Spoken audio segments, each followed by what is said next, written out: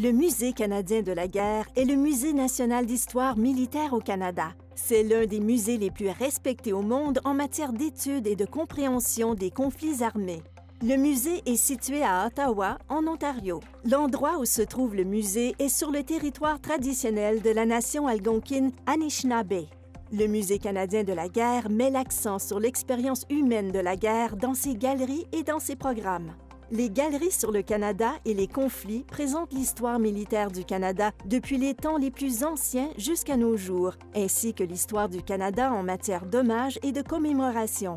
Les collections du musée comprennent plus de 3 millions d'artefacts qui comptent parmi les meilleurs patrimoines militaires du monde. Parmi ces collections figurent des véhicules rares, de l'artillerie, des uniformes, des médailles, des documents d'archives uniques et 14 000 œuvres d'art de la collection Beaverbrook d'art militaire.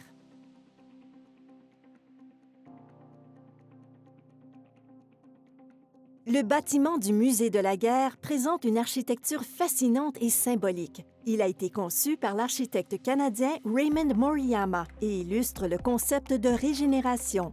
Le musée émerge doucement du paysage, son toit recouvert d'herbe et son profil bas, nous rappelant la capacité de la nature à se remettre des ravages des conflits humains. Le béton est le principal matériau de construction, complété par une vaste étendue de fenêtres en verre et un toit recouvert de cuivre. À l'intérieur et à l'extérieur, des murs inclinés évoquent l'instabilité de la guerre. L'imposant aileron de la salle de la régénération Moriyama est percé de fenêtres qui forment les mots « Lest we forget » « N'oublions jamais » en code morse. Le musée est respectueux de l'environnement. De l'eau de rivière circule dans les systèmes de refroidissement du musée et le toit vert écologique se compose de graminées auto-ensemencées, exigeant peu d'entretien.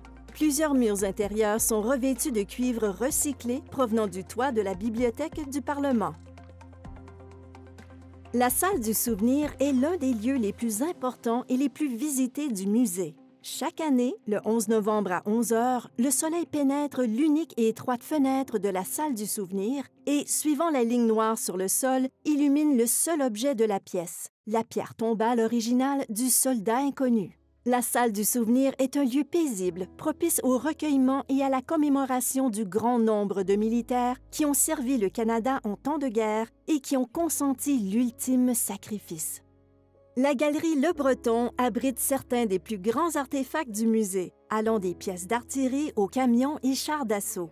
La plupart des grands artefacts présentés ici ont été utilisés soit par le Canada et ses alliés, soit contre eux. Certains véhicules et équipements de cette galerie témoignent de l'évolution de la technologie. D'autres nous rappellent que leur objectif fondamental, l'attaque ou la défense, n'a pas changé. Les artefacts exposés ne sont pas des morceaux inertes de métal, de caoutchouc et de bois, mais représentent des outils utilisés par des centaines de milliers de militaires en temps de guerre, pour le maintien de la paix et en temps de paix. Certains sont étroitement liés à l'histoire d'individus, tandis que d'autres aident à expliquer l'ampleur et l'expérience de la guerre industrialisée. La salle de la régénération Moriyama représente l'espoir d'un avenir où règne la paix. Il s'agit d'un lieu où se côtoient des architectures spectaculaires et des œuvres d'art émouvantes. Les statues en plâtre de la salle de la régénération Moriyama sont l'œuvre du sculpteur canadien Walter Allward. Elles ont été utilisées comme modèle pour construire les imposantes sculptures en pierre qui ornent le Mémorial national du Canada à Vimy en France. Le mémorial de Vimy a été érigé par le Canada pour souligner la contribution de toutes les personnes qui ont servi leur pays pendant la Première Guerre mondiale et pour rendre hommage à celles qui y ont perdu la vie. Les statues sont symboliques. Elles représentent la charité, la connaissance, l'espoir, l'honneur, la justice, la paix, le sacrifice et la vérité.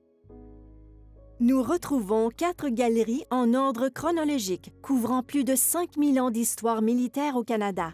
La Galerie 1 présente toutes les guerres dont les combats ont eu lieu sur le territoire qui est aujourd'hui le Canada, depuis le premier conflit connu sur la côte du Pacifique jusqu'à la dernière bataille terrestre livrée au Canada en 1885, en passant par les guerres autochtones et coloniales. La Galerie 2 explore la participation du Canada à la guerre sud-africaine et à la Première Guerre mondiale. Les efforts du Canada sur le front intérieur, combinés à ses engagements officiels à l'étranger, ont donné naissance à un nouveau sentiment national, mais au prix de lourdes pertes. La Galerie 3 illustre comment la lutte du Canada contre les dictatures étrangères pendant la Seconde Guerre mondiale a radicalement transformé le pays et sa place dans le monde.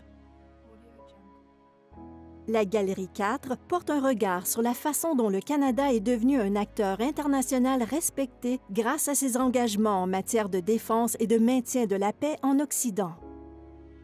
Le musée offre un large éventail d'expériences et de ressources éducatives qui sauront fasciner les élèves de tous les niveaux scolaires. Explorons les différents programmes et les ressources disponibles pour faire entrer l'histoire militaire dans la salle de classe. Les boîtes de découverte du programme Ligne de ravitaillement proposent des expériences d'apprentissage pratique accessibles qui transportent le Musée canadien de la guerre dans les salles de classe de partout au Canada.